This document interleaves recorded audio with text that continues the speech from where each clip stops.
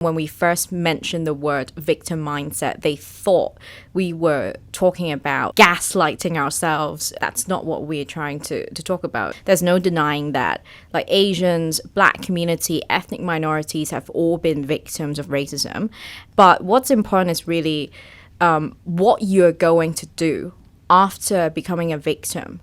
Are you going to continue thinking for the rest of your life that you're a victim?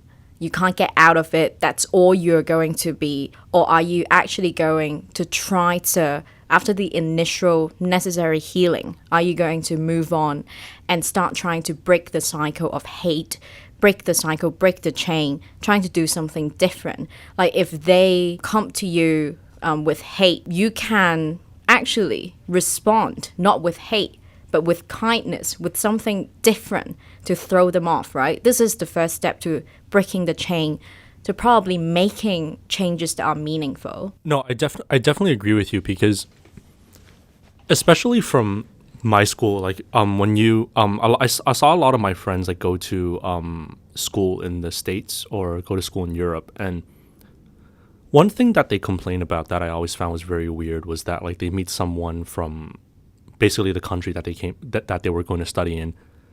Like if it was America, like maybe it was some dude from the Midwest or whatever it is, right? And then they're like, "Oh, I'm from Hong Kong," and then that person will respond, "Oh, where's that? Japan?" You know, like I feel like it's kind of like a template kind of joke or whatever.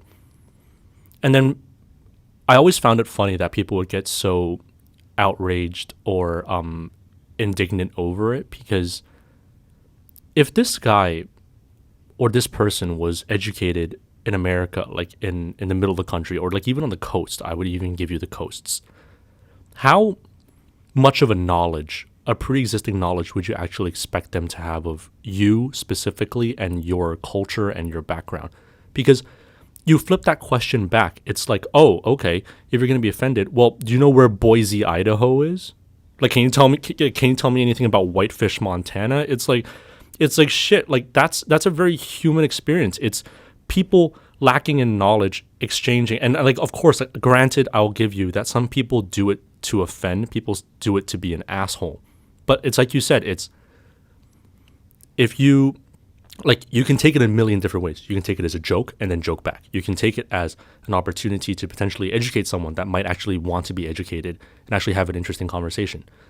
But if you start, but like this, and this isn't even just about the shit that you get being Asian or stuff or whatever you have to deal with. It's just whatever is happening in your life. Like if you're just constantly finding ways to kind of stack it up and just be like, you know, like this didn't go well, this guy was an asshole or whatever. Like I just don't see the logic in that, because you're not really growing, especially like from these external factors that you're letting determine how you deal with it internally, how you respond to it internally. Like it's just like, are you going to be pissed off every single time someone doesn't know where you're from or doesn't know about like your country of origin your whole entire life? Like what the hell even is that? And also a lot of people would think, if I let that go, that person just gets off easily, and you know, I'm making it easy for that person to be excused for the mistake he or she made, right?